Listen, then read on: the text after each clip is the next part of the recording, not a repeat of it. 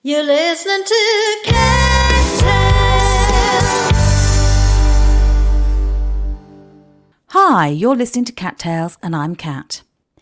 In this show, I'm joined by Sepp Osley, frontman and co-founder of progressive rock band Blurred Vision, the week in which their second album, Redemption, is due to be launched. We chat about how the world has changed very little since Sepp and his family fled a war-torn Iran in the 1980s, how the band came to prominence through adapting Pink Floyd's Another Brick in the Wall into a protest song, and why John Lennon and Bob Dylan have been such an influence on their music. This is the one with Sepp Osley. Welcome to the show, Sepp. Lovely to speak to you. So, yes, very strange times we're living in, and we were just saying there about postponing this from yesterday, which we were going to be recording our interview, but with this Blackout Tuesday in response to the terrible killing over in America, it just seemed appropriate to talk another day, didn't it? Certainly did, yeah. I don't think anyone around the world that saw and what those horrible events and the tragic event of his death would disagree. I mean, it's amazing that, everybody around the world is coming together in support of something so important that's hopefully finally hit that moment where a real change is going to come after centuries of oppression upon the African American people. And certainly for us, we want to support that in any way we can, and the greatest way we can is through our music, of course. Absolutely, and really this is where your roots lie, don't they, Sepp? I mean, it's, I've been looking back at your history here and where you actually started, and I understand that yourself and your brother fled war-torn Iran back in the 80s. So actually you're not, let's say you're not new to uprisings and everything that's going on in terms of trouble, are you? No, not at all. I was born into it, and strangely, my musical and artistic career began being thrusted into the center of a revolution that took place in Iran in 2009, 2010. And again, it was our musical response that was the only way for us to really show support, and it did bring a lot of awareness towards the situation. It's the exact same thing now, I never would have imagined ever in my life that seeing the horrible atrocities committed by the Islamic Republic of Iran upon its people and unleashing the military upon them for unrest is now taking place in the United States of America. I couldn't fathom that moment, and yet here we are. And a lot of that is definitely connected to the fact that there's a horrible, vicious man sitting at the top of the throne in the U.S. And with all my hope, it is that he loses this election and the people move towards a different path for themselves in America and around the world. Absolutely, and I think you've said the point there about it being the people. Hope the people move it, and it's at the end of the day, it is down to the general public, isn't it, in whatever country you're in, to be able to voice their opinion. And you hope that there is free speech, and you hope there is democracy as a platform to allow you to do that, don't you? Certainly. It's always down to the people. I think that it's been that way for decades, for centuries.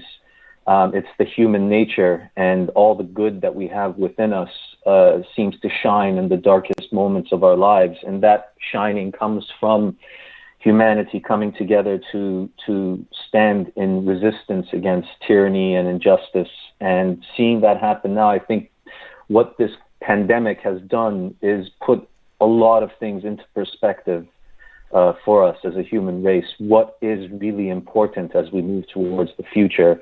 Is it the way we were sort of in the rat race of the past, or are we going to take a completely different approach to how we run our lives and how we want our fellow man to live?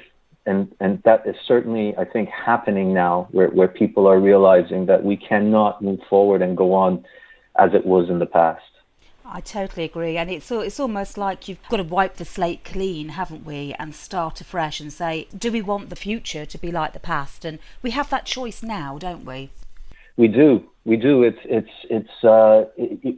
with all of this chaos and madness around us, there seems to be a great sense of hope. I certainly feel it. I think many people around the world do as well, that this is the moment that we need to seize, because we've been shown something that we'd never seen before. We've been shown that a change can happen and we can react to devastating moments the way we need to react to them. And so moving forward, bringing people together and standing up against those that want to divide us is something that is paramount to the advancement of us as a human race and the protection of our planet moving forward. And I am certainly incredibly hopeful for those days to come.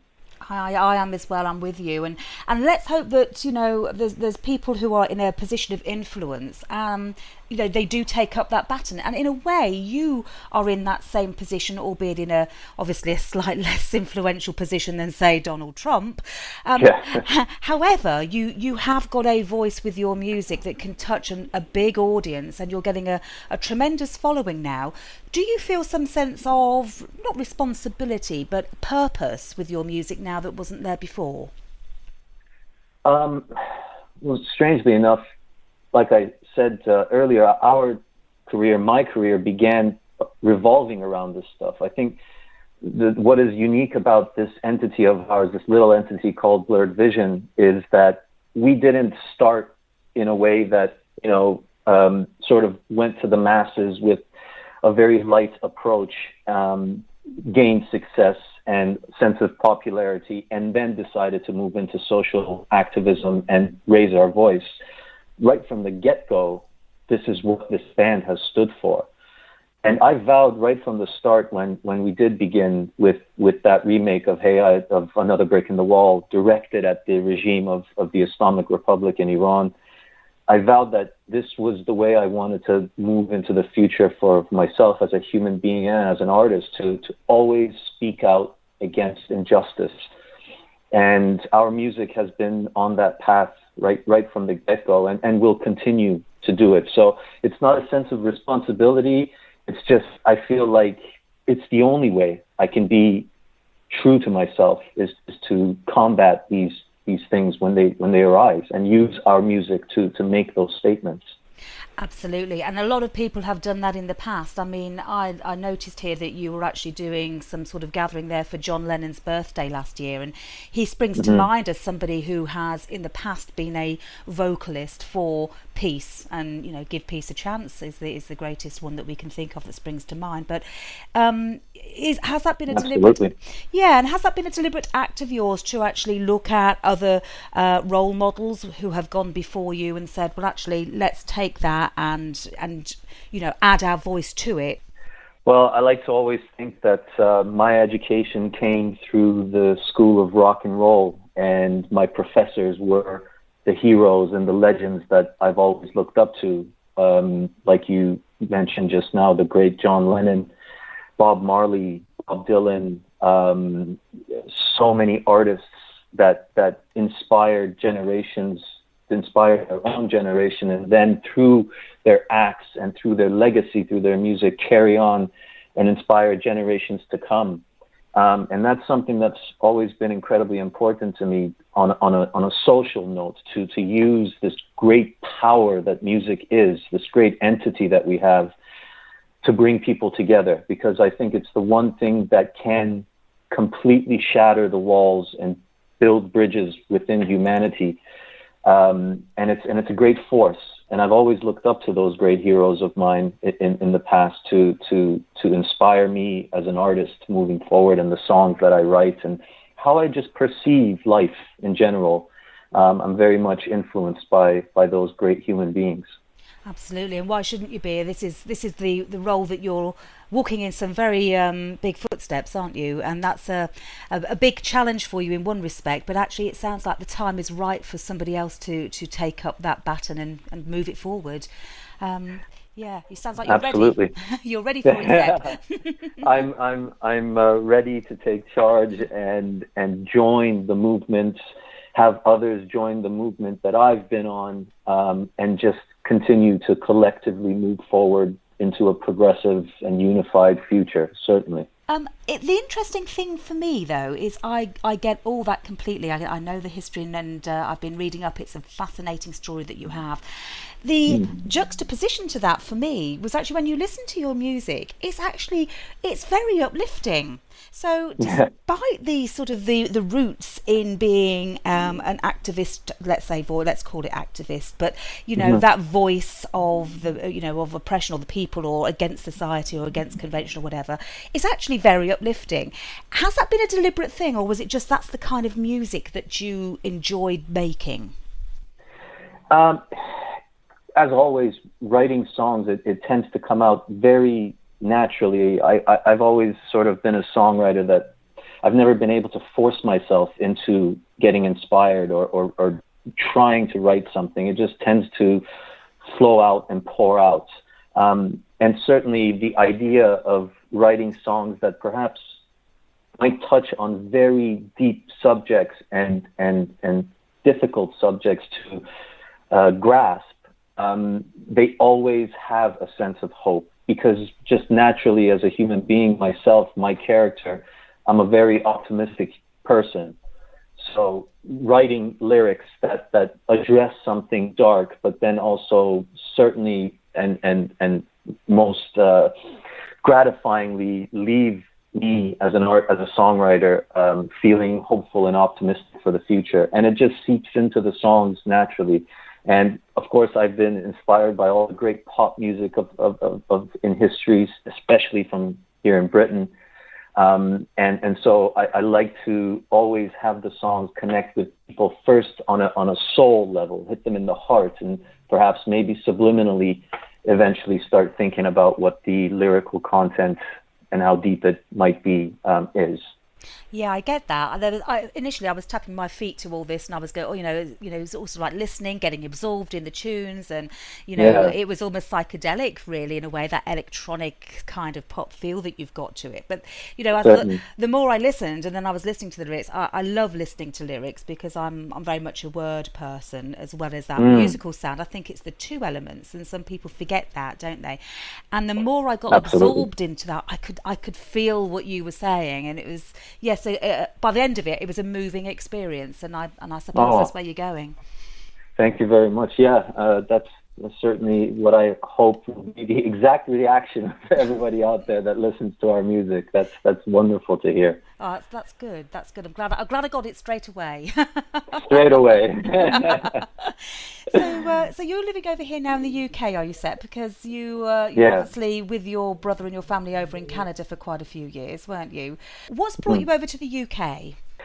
Well, I've always had a love affair with this country, and certainly with London. Oddly enough, it was here in London that our career really kicked off in 2010, because we were up for a music video award here in London at the Soho Shorts Film Festival. And upon stepping foot on this land, I sort of knew within me and in my heart that perhaps I had finally found the place that I feel most at home, the way I did, when I was born and as a very young child in Iran. For the first time, having an attachment to a place, it was a wonderful feeling, and it just progressed. And I'm so thankful that I was eventually 5 years later, on the release of our debut album, able to finally move over here and begin my new journey in a new place that I call my home.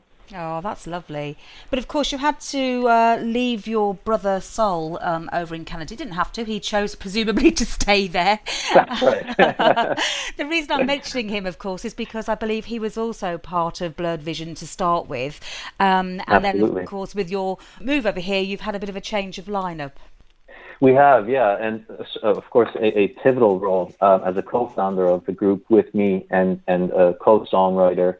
Sol and I began this whole venture, and apart from being my blood brother, of course, he was my musical partner. But as everything in all different relationships, you go in different directions at one point, and that's what happened for us. And my move here changed a lot of things and sort of made him reflect on what he wanted to do for his future. And so it was just a natural thing. And in the turn of all of those events, I was fortunate enough to meet some of the best musicians here in London, who I now call my musical brothers in arms. and we are creating the music and carrying on this journey that we have in this band called Blurred Vision, and all London boys. So I guess I'm the only import in the band now. It's now 3/4 of a British group. And so it's sort of like phase 2 for Blurred Vision then, isn't Certainly, it? absolutely. Blurred Vision 2.0. Yeah, that's right. So, of course, you've got your new album coming out on the 5th of June, which is only a couple of days away as we speak. So, tell me about that, because some of that was actually recorded a little while ago before the change of lineup, wasn't it? How have you put all that together? Yeah, well, going back to what we talked about earlier about sort of very hopeful and optimistic music, still coming out of dark times. Writing this album, I was most probably in the darkest place that I've ever been in, that I can remember. Just mentally, I was struggling a lot and going through deep bouts of depression. There was a lot of changes happening around me, and through all of that darkness, a set of songs that are just so uplifting poured out, and in so many ways I think they saved me from those dark wells that I was falling into, and it turned into this wonderful piece of music now that I am so thrilled to finally be putting out in an album that could only have one title to it, and which hit me, and I knew it was the right time, which is, of course, redemption. And it's just a word that makes so much sense for the time we're living in now, with everything happening around us. This idea that redeeming ourselves seems to be the course of the future for everyone as we move forward. And we recorded it in Toronto, and the old band members were involved, and certainly myself and my producer were at the center of it, piecing it all together. Of course, Terry Brown, the legendary Terry Brown, whose birthday it is today, actually, which is happy birthday, exciting. Terry. Yeah, happy birthday, Terry. Yeah, and we really pieced this album together, and it's an album that I think will hopefully, if it did to me what it did, then I'm hoping that even one person out there that hears it, that perhaps it'll take them out of that darkness. I will know that I've pretty much achieved what I needed to do with this record. That's really powerful. I love that, Sepp. I love the fact that it's actually a record of the time, but it's also your own personal journey, which is probably why when I was listening to it, I could relate so clearly to that, because it touches you on an emotional level, as I was saying before, which is which is what you're trying to do, and move people on an emotional journey.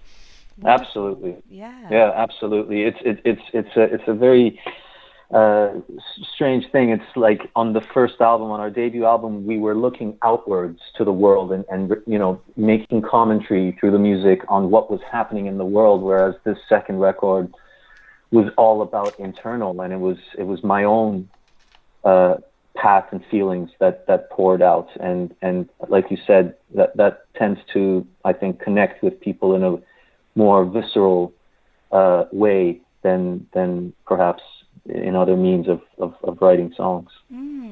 So if you had to sort of like choose one off the album that was, I'm not going to say a favourite, because you probably haven't, because it's a bit of a journey for you, I guess, isn't it? Yeah, it is. If we were to showcase one, which one would you say that's the must listen to for the first one? Well, it's difficult. I mean, there's this tune called Magdalena, which is a dance rock, stadium anthem of grand proportions that just will make you want to dance. It's very rhythmic and pulsating rhythm to it, and that's so different from a track like What Have I Become, which was the song that I think in the most deepest way was when I realized that I can shed myself of these dark thoughts. And oddly enough, that was the song that I invited a wonderful gospel choir to join us, a 20-piece gospel choir that sing on the track with us. And we just recently did a lockdown version of the track with all of them from around the world singing. It's almost like a confession, going to the church of rock and roll, really, to heal ourselves. and so that one's very special as well. But again, they're like my babies. I love them all. I leave it to people to decide which ones they certainly have the most connection to.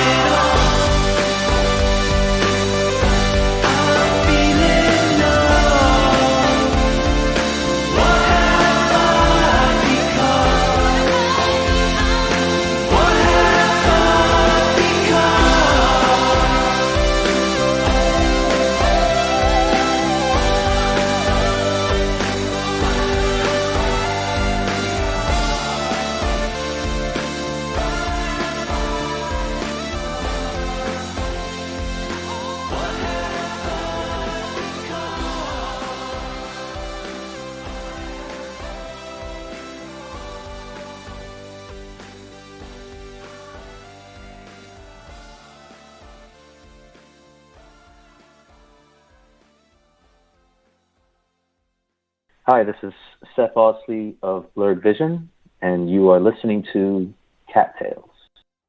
What Have I Become actually stood out for me because it stopped that rhythm that I started on with One Day, and then it's sort of like, oh, hold on a second, it's not all going to be uplift. It's sort of, oh, hold on, think. Beautiful. Interesting, beautiful. Yeah. Thank you. So you had this sort of like tribute to John Lennon last year that you were involved in, or did you actually organise all that, Sepp? Well, when we wrote Dear John, which was our tribute to the great man, it was released on our debut album in 2015, and ever since then I always wanted to have this idea of this concert that would bring together different artists, different generations to celebrate the great man's birthday, his legacy, and finally last year it all just came into fruition, and we partnered up and teamed up with Hard Rock Hotel in Marble Arch and raised as much as we could for War Child, which of course is something that is very dear to my heart, the charity. And that's really how it came about, and it turned into this amazing night of love and unity, and it was truly an unbelievably special evening for everybody there, fans and artists, and I was able to have Nick Van Eat of Cutting Crew with us and Steve Hogarth of Marillion, and bring together the music video, which brought Peter Gabriel and P.P. Arnold and so many artists, Paul Young, just Maxi Jazz, just such a variety of great heroes of mine to wish John a happy birthday in the music video, and we're certainly planning on doing it again this year. It's become, it's going to be an annual thing, and we're going to be very innovative on how we make this show take place on the 9th of October, John's birthday. Yes, of course, he'd be 80. He would have been 80 if he'd obviously been in this plane still. So that's going to be one heck of a party by the sound of it. It's going to be hopefully one of the grandest celebrations of the year for us all to unite wherever we are in the world around this unbelievably influential and important human being in all of our lives. Yeah, absolutely, and that's going to be it's going to be one to watch, isn't it? So let's hope that Certainly. Can actually go ahead with obviously everything that's going on at the moment with COVID. It's ruining everybody's plans. Yeah, absolutely. And of course, you had your tour all sort of like ready and raring to go. Well, a few gigs that you were sort of planning on doing at least anyway, weren't you? But I guess that's all put on hold now. Have you got any plans for when this is all lifted? Certainly we'll be promoting this new album, Redemption, once we're all set free and able to put these concerts on and tours and all of that, and also playing songs from the soundtrack album we released just 2 months ago. So we've been really getting the music out there, and I think once we're able to tour, we will be playing so much of this material for fans out there that are going to come and see us, and we can't wait to be able to gather together again in a festival, in a field, in a room, at however many size, sweating and having a great time and being surrounded by love. Absolutely. And music. Completely agree, and it's going to happen. It's just going to be when it does. Certainly. We're all just going to be ready for it, aren't we? I think when it finally does. Oh, are we going to be ready? So, Sepp, where can people find out about all your bits and pieces, your tour, your story, and obviously Dear John for John Lennon? Where do they go? Just head to blurredvisionmusic.com, where you'll find us. We're, Instagram, Facebook, all of our social media is there, or you can just search us online. And of course, if you search Blurred Vision Music on Google, it'll bring up million pages of 10 years of a story for people to discover if they haven't discovered us yet. That's brilliant. And of course, on the 5th of June, Redemption is going to be out, so they can get their own copy and experience what we've been talking about today. Absolutely, yeah. I cannot wait to hear the reaction of fans, old and new, on what they think of this very, very different and the new sound of this band. Oh, amazing. So thank you so much for giving me the opportunity to talk to you today about it all, because it has been incredible. And My absolute pleasure. I don't think I need to wish you luck on it all, because I'm sure it's all going to come your way, Sepp, no doubt. Always accept and embrace love with or luck with open arms. I certainly do, and thank you so much for your kind words and your time. Oh, no problem at all. Thank you so much, Kat. That was absolutely lovely. You've been listening to Cat Tales. To listen again to this and other tales, go to cattales.co.uk.